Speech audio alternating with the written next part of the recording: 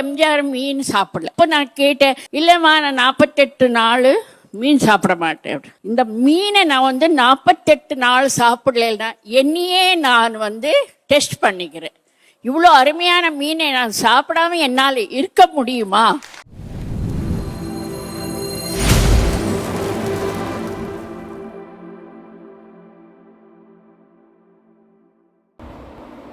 Sri media Tamil நேயர்களுக்கு அன்பு வணக்கம்.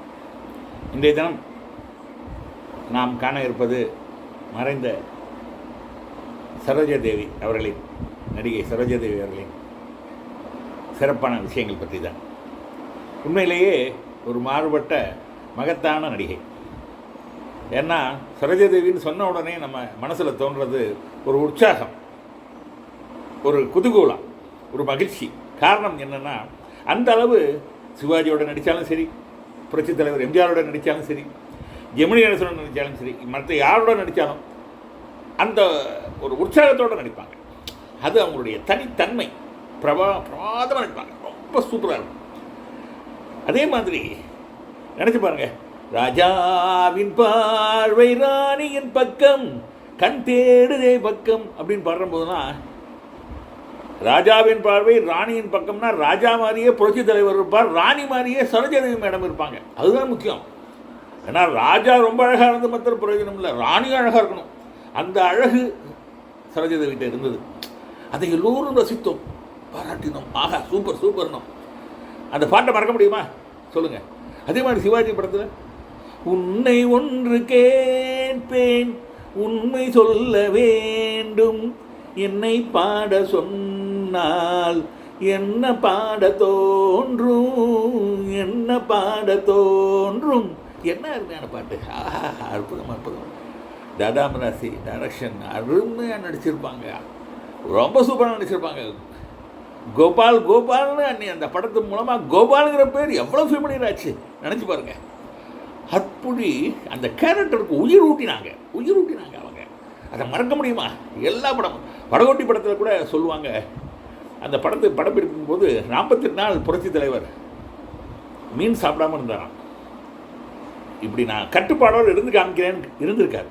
அதை அவங்க பெருமையாக சொல்கிறாங்க. புரட்சி தலைவர்கிட்ட கற்றுக்கிட்ட ஒரு நல்ல பாடம் அதுங்கிறாங்க. அப்பா, தொட்டால் பூ மலரும், தொடாமல் நான் மலர்வேன் அப்படின்னு பாடும்போது தான், அப்பா என்ன கிளாசிக், என்ன சூப்பர். சரோஜாதேவி மக்கள் மனசில் அப்படியே நினைஞ்சிட்டாங்க. அதே மாதிரி லவ் பேர்ட்ஸ் அப்படி செய்வாங்க தெரியுமா? அந்த அபிநய சரஸ்வதினா அவங்க தான். அந்த லவ் பேர்ட்ஸ் பாட்டு அன்பை வேலை பாடும்போது எல்லாருக்கும் ஒரு சந்தோஷமாக இருக்கும். புரட்சி தலைவரே அதே மாதிரி பண்ணி காமிப்பார், லவ் பேர்ட்ஸ்னு. அப்போது எவ்வளவு அற்புதமான நடிப்பு அவங்கள்ட்ட இருந்திருக்கு, நினச்சி பாருங்கள். அதே மாதிரி ஆடிவா ஆடிவா ஆடிவா, ஆட பிறந்தவளே ஆடிவா, புகழ் தேட பிறந்தவளே தேடிவா.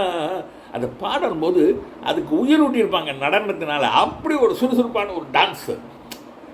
என்ன சொல்லுங்கள், அவங்கள மறக்க முடியுமா? என்ன படம் சொல்லிகிட்டே போகலாம். கடைசியாக நடித்த ஆதவன் படத்தில் கூட பாருங்கள், அருமையாக நடிச்சிருப்பாங்க. அது மாதிரி பேட்டிகள் கொடுக்குற போது யார் மனசையும் புண்படுத்த மாட்டாங்க. என்ன அவங்களுக்கு ஒரு இதுனா, அவங்களுக்கு சின்ன வயசுலேயும் ஒரு நடுத்தர வயது தோற்றம் தான். நடுத்தர வயது இருக்கும்போது நடுத்தர வயது தோற்றம், ஆனால் வயதான பிறகும் அதே நடுத்தர வயது தோற்றம். அதுதான் ஒரு பெரிய ப்ளஸ் பாயிண்ட். எப்படி சினிமாவில் நடிகர் சிவகுமாரை திரையுலக மார்க்கண்டேன்னு சொல்கிறோமோ, சரோஜாதேவியை தாராளமாக திரையுலக மார்க்கண்டேஸ்வரின்னு சொல்லலாம். அந்த அளவு இளமையோட கடைசி வரையும் இருந்தவங்க. அந்த ஒரு முதிர்ச்சினா இல்லை, ஒரு ஸ்டிக்கை வச்சு நடந்துட்டு வர வயதான மூதாட்டி மாதிரினா தெரியவே இல்லை. ஒரு வயதான மூதாட்டி அவங்களுக்கு தெரியவே தெரியாது. அதே மாதிரி அவங்க தன்னுடைய வாரிசுகளை சினிமா நடிக்க விடாமல் இருந்தது. யார்கிட்டையும் போய் வாய்ப்பு கேட்டு நடித்ததில்லை. அவங்க வாட்டுக்கு அவங்க உண்டு தான் உண்டு இருந்தது. அரசியலில் ஈடுபடாமல் இருந்தது. இதெல்லாம் ஒரு தனி சிறப்புகள் அவங்களுக்கு. அதாவது யாரையும் புண்படுத்த மாட்டாங்க. அவங்க பேட்டிகள் பாருங்கள், ரொம்ப இன்ட்ரெஸ்டிங்காக இருக்கும். பார்த்து இப்போ திரும்ப போட்டுட்ருக்காங்க. எல்லோரும் நீங்கள் பார்த்துட்ருப்பீங்க. சரோஜாதேவி அவர்களின் பேட்டிகளை நீங்கள் பார்த்துட்ருப்பீங்க. அருமையாக இருக்கும். எல்லாமே ஒரு இயல்பாக இருக்கும். ரொம்ப செயற்கைத்தனங்களே இருக்காது. இயற்கையாக அருமையாக பேசுவாங்க. அது மாதிரி கொஞ்சி பேசுவாங்க. கொஞ்சி பேசும் சகோதரின்னு பாடலாம். அந்த அளவு வாய்ஸ். கன்னடத்து பைங்கிளி இல்லையா, கன்னடத்து பைங்கிளி. தமிழில் இவ்வளோ சாதனை பண்ணாங்கன்னா பெரிய விஷயம். கன்னடத்தை தாய்மொழியாக கொண்ட ஒரு பெண்மணி இந்த தமிழ் திரையுலகத்தில் சாதனை புரிஞ்சிருக்காங்க. அந்த சாதனையை மறுக்க முடியாது.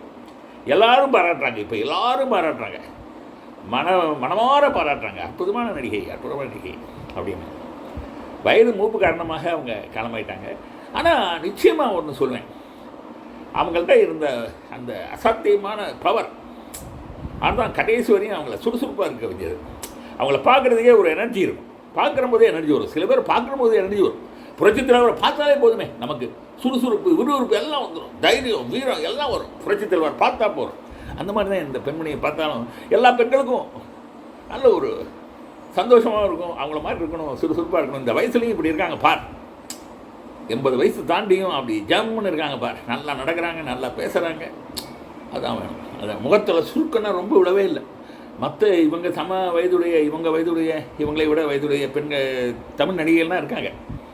அந்த சகோதரிகளுக்குன்னா முகத்தில் சுருக்கம் வந்துருச்சு, வயசான தோற்றம் வந்துருச்சு. ஆனால் இவங்களுக்கு அப்படி இல்லை, அப்படியே பழைய மாதிரியே இருக்காங்க கடைசி வரையும். இந்த இறுதி ஊர்வல காட்சி காமிக்கும் போது கூட அதே மாதிரி இருக்காங்க. அது உண்மையிலேயே மனசை தொற்றுரும் எல்லாரையும். அதனால் அற்புதமான மாபெரும் திறமை வாய்ந்த நடிகை சரோஜாதேவி அவர்களுக்கு நமது அஞ்சலி செலுத்துவோம்.